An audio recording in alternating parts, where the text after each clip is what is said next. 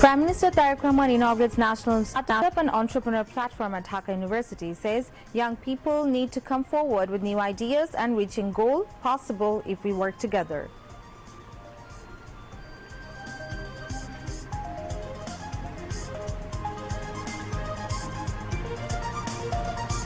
HSC examination centers, those faced problems during disaster, to be allowed to hold exams if needed. Education Minister informs Shongshod, students urged to get back to their study tables.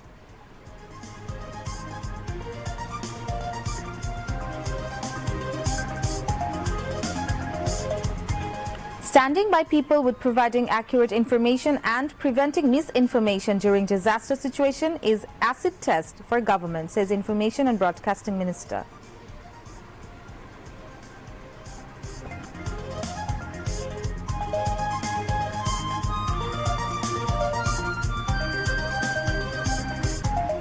Directives given to take necessary measures rehabilitating affected people, including repairing of roads and food-friendly programs in flood-affected areas of 8 districts, says Disaster Management and Relief Minister.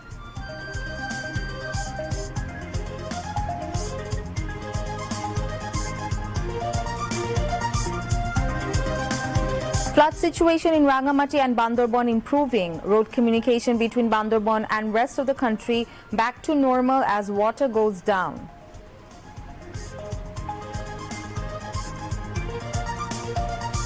Constitution to be amended based on July Charter signed in Shongshod, says Information and Broadcasting Advisor.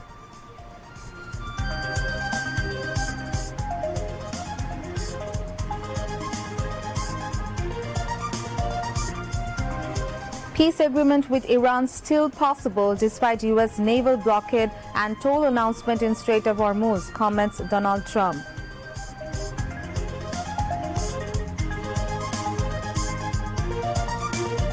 And in World Cup football, France to face Spain in first semi-final at 1 a.m. tonight. England to take on Argentina in second semi-final at 1 a.m. tomorrow. Assalamu alaikum. I'm Tasnuba Tasneem, welcoming you to News at 10 on BTV News. You've just heard the headlines, now moving on to all the details.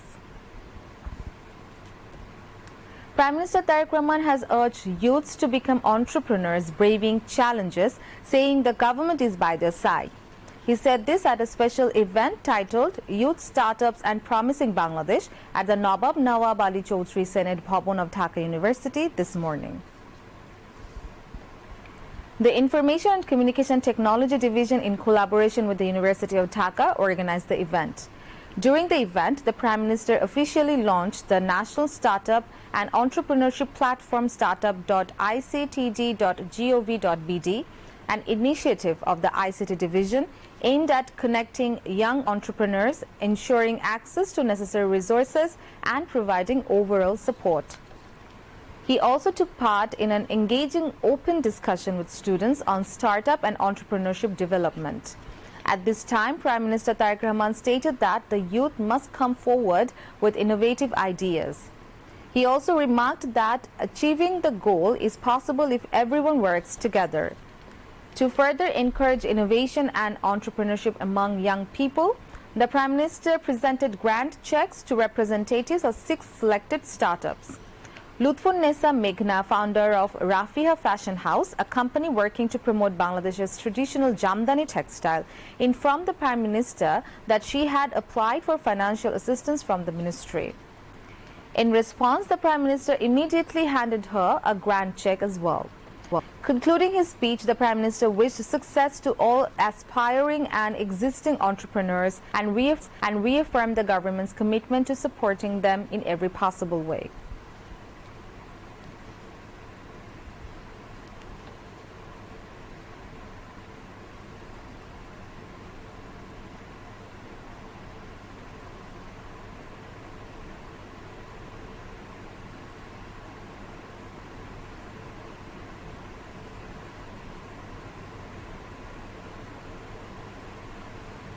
আপনাদেরকে এগিয়ে আসতে হবে।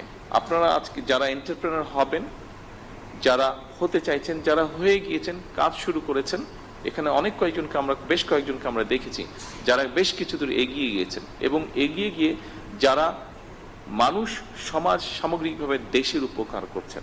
আপনাদেরকে প্রয়োজন, আপনার জন্য আপনার প্রয়োজন না, আপনাকে প্রয়োজন লক্ষ কোটি মানুষের জন্য প্রয়োজন, আপনাকে প্রয়োজন এই দেশের জন্য প্রয়োজন। আমরা আছি আপনাদের সাথে, আপনাদেরকে হেল্প করার জন্য, আপনাদেরকে পথ দেখানোর জন্য, আপনাদের পাশে দাঁড়ানোর জন্য আমরা আছি। কতটুকু পারবো আমি জানি না, বাট আমরা আছি। যতটুকু পারবো সর্বোচ্চ শক্তি দিয়ে আপনাদেরকে আমরা আপনাদের পাশে থাকার চেষ্টা করব আমরা ইনশাআল্লাহ। Post Telecommunications and Information Technology Minister Fokir Mahbub Anam and the Prime Minister's advisors on Post Telecommunication and Information Technology Rehan Asif Asad addressed the function as special guest.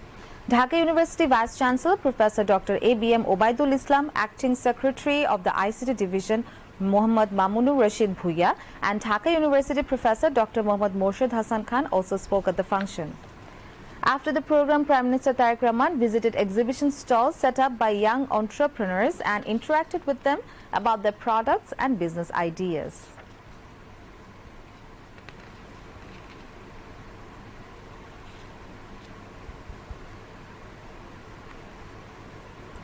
The Bogura University Bill 2026 has been passed in the National Parliament today, repealing the Bogura University of Science and Technology Act 2001. Education Minister Dr. A.N.M. Ehsanul Haq Milon proposed the passage of the bill and it was passed unanimously. Earlier, today's sitting of the Parliament began with Deputy Speaker Barrister Kaisar Kamal in the chair. To bring forward the SSC and HSC examinations due to disastrous weather, these two examinations have been started 1 month earlier this year.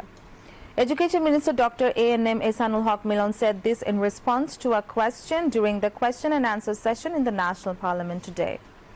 Replying to a question, the Education Minister said that during the regime of the fascist government, the allocations for teachers' retirement benefits and welfare benefits were misappropriated. He said the government has taken measures to pay retirement benefits and welfare benefits to 25,000 teachers within the shortest possible time after verification. In response to another question, the Education Minister said that examinees will get full marks for the wrong questions in the physics subject. If necessary, re-examinations will be held at the affected centers. State Minister for Social Welfare Farzana Sharmin, in response to a question, said that the benefits of the family card are being provided through a pilot project. After identifying and resolving the flaws and shortcomings of the project, the family card facility will be provided nationwide within the shortest possible time. A condolence motion on the death of the former Emir of Qatar was adopted in the National Parliament today. Chief Whip Muhammad Nurul Islam raised this condolence motion. Later, a discussion was held on a matter of urgent public importance regarding the trial of the July mass uprising and genocide. Akhtar Hussain, Mir Ahmad bin Qasim, Nurul Haq and Nahid Islam took part in the discussion. The speakers called for taking necessary steps, including the appointment of lawyers and increasing the number of tribunals to complete the trial of the July genocide in the shortest possible time. In Parliament, Law Minister Mohammad Asaduzzaman informed the Parliament about the progress of the July genocide trial. He said the investigation into the activities of the Awami League as a party against humanity in the July genocide is underway. Leader of the opposition in Parliament, Dr. Shofiqur Rahman, called upon everyone to remain united by avoiding the politics of blame. He requested the opening of the July Memorial Museum within the month of July and the implementation of the verdict of the referendum. Home Minister Salahuddin Ahmed told the Parliament that the July Memorial Museum will be inaugurated on August 5th. Prime Minister Tariq Rahman will inaugurate the museum. He said that a one-time allowance has been given to the July warriors injured in various categories. Besides, allowances are being given to the July warriors on a monthly basis. The Home Minister said that if any injured July warrior needs to be sent abroad for advanced medical treatment, the government will send them abroad on a priority basis. The sitting of the Parliament has been adjourned till 3 p.m. tomorrow. Information Broadcasting Minister Zohiruddin Shopon compared information management to oxygen, saying that providing accurate information and preventing misinformation during any national disaster is an acid test for the government. He said this at a briefing with the district information officers on what to do in the flood-affected areas at the Secretariat this afternoon. All the district information officers of the country were connected virtually at the event. The Information Minister instructed the district information officers to maintain direct communication with the public through presenting the accurate picture of the government's disaster response and provide daily updates on their activities. The minister connected virtually with information officers from the 7 flood-affected districts of Chattogram, Cox's Bazar, Rangamati, Hobiganj, Khagrachori and Moulabibazar to review field-level activities. He instructed the Director General of the Mass Communication Department to immediately form a special emergency team comprising information officers from these 7 districts to stay connected with ministry and headquarters round the clock. To ensure communication with the public during disaster, State Minister for Information and Broadcasting and Prime Minister's Information and Broadcasting Advisor have been assigned responsibility for public outreach. From now on, regular daily press briefings will be held on the disaster situation and the government's relief operation. In addition, the ministry will operate a coordinated control room. State Minister for Information and Broadcasting Yasir Khan Chaudhry, Prime Minister's Information Advisor Dr. Zahidur Rahman, Information Secretary Mahbuba Farzana and Principal Information Officer Syed Abdul Ahmed were present among others. Disaster Management and Relief Minister Asadul Habib Dulu said that the government has directed authorities to continue the food-friendly program in 8 flood-affected districts and take necessary steps to repair damaged roads and rehabilitate affected people. He revealed the information today while speaking at a press briefing on the emergency response to the recent floods caused by the heavy rainfall and flash floods in different parts of the country at the Secretariat. Agriculture Minister Mohammad Aminur Rashid, Health and Family Welfare Minister Sardar Mohammad Shakhawat Hussain, State Minister for Water Resources Farhad Hussain Azad and State Minister for Disaster Management and Relief Mohammad Iqbal Hussain were present at the press briefing. In his speech, State Minister for Disaster Management and Relief Mohammad Iqbal Hussain said that the government has started emergency work to assess the damage, repair affected infrastructure and identify affected families for long-term rehabilitation. Health Minister Sardar Mohammad Shakhawat Hussain said all leave for field-level health workers has been cancelled to ensure healthcare services in flood-hit areas. He said water purification tablets, oral saline, snake bite antivenom and other essential medicines have already been supplied. State Minister for Water Resources Farhad Hussain Azad said authorities have been instructed to repair damaged embankments within the next 48 hours, depending on the practical situation. The Agriculture Minister said local block level officials have been instructed to support affected farmers by providing livestock feed, veterinary medicines, rice seedlings for cultivable land and other necessary assistance. The flood situation in different parts of Bangladesh has not yet returned to normal following days of heavy rainfall. Although flood waters have started to recede in some districts, hundreds of thousands of people remain stranded in the southeastern region. Chattogram, Cox's Bazar, Bandarbon, Khagrachori, Rangamati, Feni, Moulabibazar and Hobiganj are among the worst affected districts. Continuous rain has submerged thousands of homes, croplands and roads. Road communication remains disrupted in several areas. According to the government figures, more than 50 people have died in flood, landslides and other rain-related disasters. More than 10 lakh people have been affected, many families still staying in shelters while others have been forced to move to safer places. The Bangladesh Army, Navy, Fire Service, district administrations and various volunteer organizations are continuing rescue and relief operations in the affected areas. Dry food, safe drinking water, medicines and other emergency supplies are being distributed. However, delivering relief to people in remote areas remains a major challenge.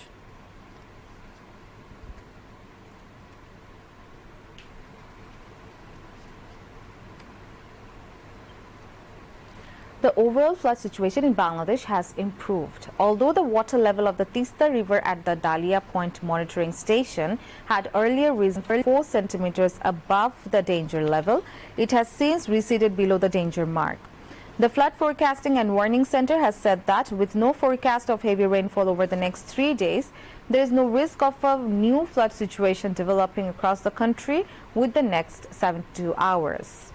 Water levels also declined at several monitoring points on the Shurma, Kushiara and Someshwari rivers, although at some locations they are still flowing above the danger level.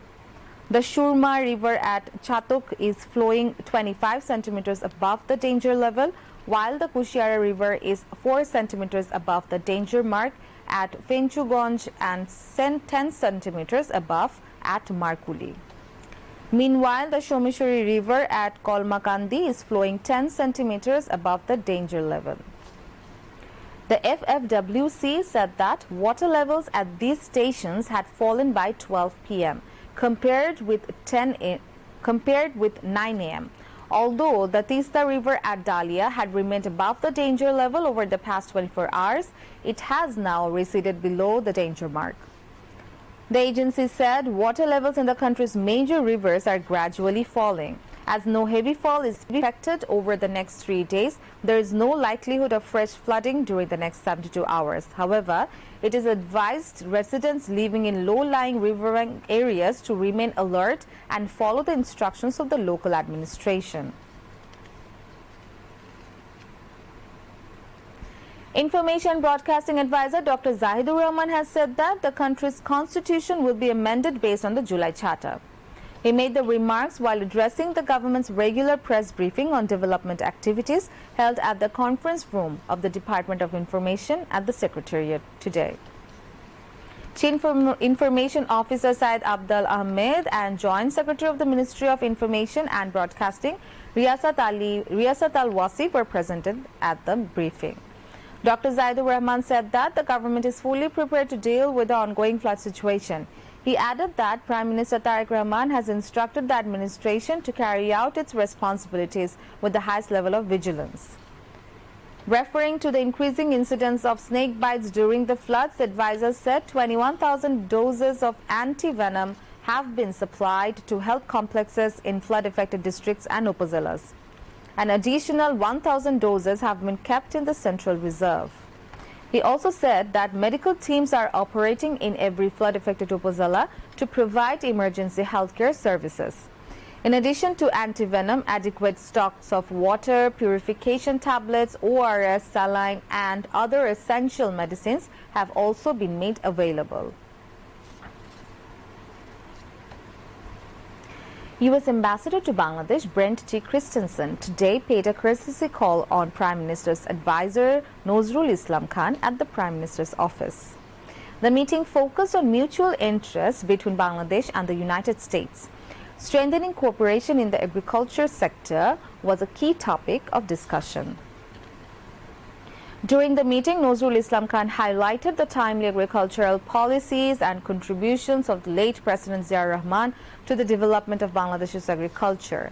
He also mentioned Bangladesh's growing capacity to produce high-quality agricultural products, including improved rice varieties, mangoes, jackfruits, and bananas.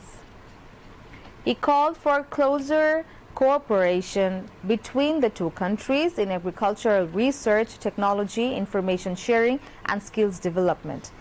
Nazrul Islam Khan also expressed interest in expanding the export of Bangladesh's quality agricultural products to the U.S. market.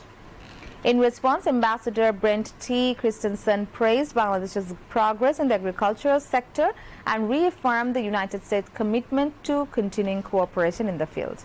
He also expressed a positive outlook on the potential for increasing exports of Bangladeshi agricultural products to the U.S. market.